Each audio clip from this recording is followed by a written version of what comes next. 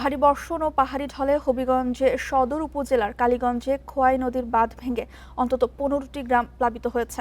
এতে তলিয়ে গেছে ঘরবাড়ি, রাস্তাঘাট, শিক্ষা প্রতিষ্ঠান ও ফসলের মাঠ। আরো জানাতে সিলেট ও সুনামগঞ্জ থেকে যুক্ত হচ্ছেন আমাদের সহকর্মীরা। প্রথমে সিলেট থেকে জানাবেন সহকর্মী রানা মজুমদার। রানা, বর্তমানে সিলেটের পরিস্থিতি কেমন দেখছেন? যেসব এলাকায় জলাবদ্ধতা বেশি, সেসব এলাকায় ত্রাণ বা কোনো ধরনের সহায়তা পৌঁছেছে কিনা? মানুষের ভোগান্তি কেমন? দেখুন, আসলে সিলেটে কিন্তু আমরা দেখেছি গতকালকে তেমন একটা বৃষ্টিপাত হয়নি, তবে আজকে সকাল থেকে কিংবা ভোর রাত থেকেও কিন্তু সিলেটে বৃষ্টি হচ্ছে। এবং সেক্ষেত্রে আবহাওয়া অফিস যে তথ্যটি জানিয়েছে যে সকাল থেকে এখন পর্যন্ত সিলেটে 12 মিলিমিটার বৃষ্টিপাত রেকর্ড করা হয়েছে।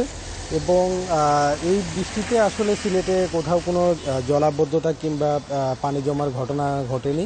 তো সেক্ষেত্রে আসলে সিলেটে আপনি জানেন যে এর আগে দুদিন কিন্তু বেশ ভারী কিংবা কখনো অতি ভারী বৃষ্টিপাত হয়েছিল। সেই বৃষ্টিপাতের কারণে সিলেটের নদ নদীর পানি কিছুটা বৃদ্ধি পেয়েছিল, তবে সেটাও আসলে কোনো নদ নদীর পানি বিপদসীমা ক্রস করেনি, এমনটি জানিয়েছে আমাদেরকে পানি উন্নয়ন বোর্ড।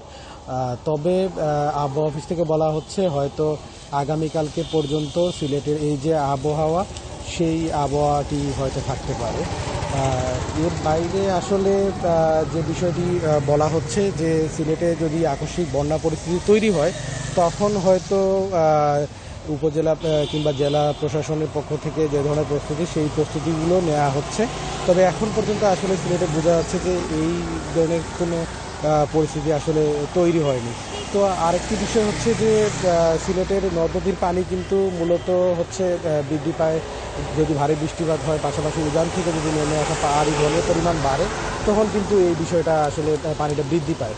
তো এখন পর্যন্ত আসলে সিলেটে সেই পরিস্থিতি তৈরি হয়নি। রানা, আপনি আমাদের সঙ্গেই থাকুন। এবার সুনামগঞ্জ থেকে জানাবেন সহকর্মী তানভীর আহমেদ। তানভীর, এখন সিলেটের আবহাওয়া পরিস্থিতি কেমন দেখছেন এবং সুনামগঞ্জের সাথে তাহিরপুরের সড়ক যোগাযোগ ব্যবস্থা বিচ্ছিন্ন হয়ে গেছে, এতে মানুষের ভোগান্তি কতটা হচ্ছে? প্রশাসন থেকে এখন পর্যন্ত কোন ধরনের উদ্যোগ নেওয়া হয়েছে কিনা জানাবেন। শুরুতেই জানিয়ে রাখি, তাহিরপুর সুনামগঞ্জ যে সড়ক, সেই সড়কের আনোয়ারপুর এবং শক্তিয়ারখোলা অংশে কিন্তু এখনো পানি আছে, যেহেতু পাহাড়ি ঢল নামা অব্যাহত আছে এবং বৃষ্টি সকাল থেকে কিন্তু তেমে তেমে মাঝারি থেকে ভারী বৃষ্টি হচ্ছে এবং আগামীকাল পর্যন্ত বৃষ্টি হওয়ার একটি পূর্বাভাস রয়েছে, এমনটি জানিয়েছে পানি উন্নয়ন বোর্ড। তবে প্রশাসনের পক্ষ থেকে বলা হচ্ছে যে তারা সুনামগঞ্জে যে 12টি উপজেলা আছে, সেই 12টি উপজেলায় 1311টি বন্যার আশ্রয় কেন্দ্র তারা ইতিমধ্যে প্রস্তুত রেখেছেন। যদি কোনো ধরনের বন্যা পরিস্থিতির সৃষ্টি হয়, তাহলে সেসব যে আশ্রয় কেন্দ্রগুলো প্রস্তুত রাখা হচ্ছে সেগুলো খুলে দেওয়া হবে এবং মানুষজনকে বন্যা কবলিত যেসব এলাকা আসলে পরিস্থিতি যদি সৃষ্টি হয়, তাহলে তাদেরকে সেখানে উদ্ধার করে আশ্রয় কেন্দ্রে নিয়ে রাখবেন, এমনটি প্রশাসনের পক্ষ থেকে বলা হচ্ছে। তবে এখন পর্যন্ত যেহেতু কোনো নদ নদীর পানি বিপদসীমা অতিক্রম করেনি, সেক্ষেত্রে বন্যা পরিস্থিতি সৃষ্টি হওয়ার এখনো কিন্তু অনেকটা সম্ভাবনা কম, এমনটি আসলে জেলা প্রশাসনের পক্ষ থেকে বলা হচ্ছে। তবে তাদের পক্ষ থেকে যেমনটি জানানো হয়েছে যে যেহেতু একটি পূর্বাভাস আছে যে বন্যা পরিস্থিতি সৃষ্টি হওয়ার, সেক্ষেত্রে তারা তাদের যে সব ধরনের প্রস্তুতি ইতিমধ্যে তারা সম্পন্ন করেছেন এবং প্রত্যেকটি উপজেলায় এবং জেলায় কন্ট্রোল রুম করা হয়েছে এবং সেই কন্ট্রোল রুম থেকে সার্বক্ষণিক তারা খোঁজখবর রাখছেন।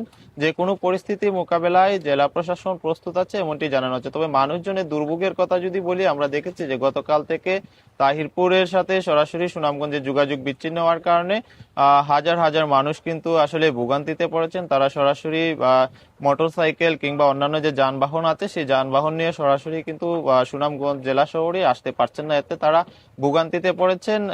তবে আমরা দেখেছি যে তারা আসলে ছোট ছোট নৌকায় সড়কের যে অংশে পানি, সেই অংশ পারাপার করছেন, এতে কিন্তু আসলে ভোগান্তি হচ্ছে, তাদের দ্বিগুণ ভাড়া আসলে দিতে হচ্ছে, এমনটি তাদের পক্ষ থেকে অভিযোগ করা হচ্ছে। তো প্রশাসনের তদারকির কথা যদি বলি, আমরা দেখেছি যে গতকালে আসলে সেখানে বিশম্ভরপুর উপজেলার যে নির্বাহী কর্মকর্তা মাহফুজুর রহমান, তিনি সরজমিন সেখানে যান এবং অতিরিক্ত ভাড়া যেন না নেওয়া হয় সেজন্য আসলে পরিবহনের শ্রমিক কিংবা মালিকদের নির্দেশনা দিয়েছেন। তো এই ছিল সুনামগঞ্জ থেকে সর্বশেষ। সিলেট ও সুনামগঞ্জ থেকে বিস্তারিত জানাচ্ছিলেন আমাদের সহকর্মীরা।